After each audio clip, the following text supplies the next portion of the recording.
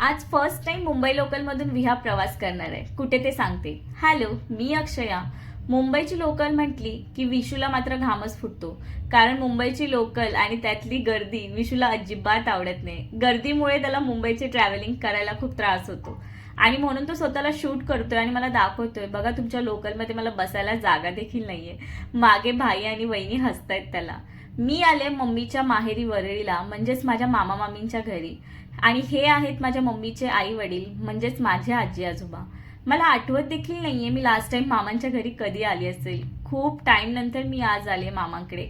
विहा मस्त खेळत होती. त्यानंतर मामांची छोटी सून श्वेता जी आली आणि आमच्यासाठी मस्त तिने चहा बनवला. खूप छान वाटलं, फ्रेश झालो आम्ही. आणि विहा झोपलेली, झोपून उठल्यानंतर एकटीच तिची ती खेळत बसलेली छानपैकी. त्यानंतर माझी कराटे चॅम्पियन माझी भाची आली फलक, आणि थोडी दमलेली होती. त्यानंतर फ्रेश वगैरे झाली. विशूने तिच्यासाठी हे गिफ्ट आणलं. त्यानंतर फलक दीदीने देखील विहाला मस्त असं फ्रॉक दिलंय. खूप छान फ्रॉक आहे, मला तरी आवडलं.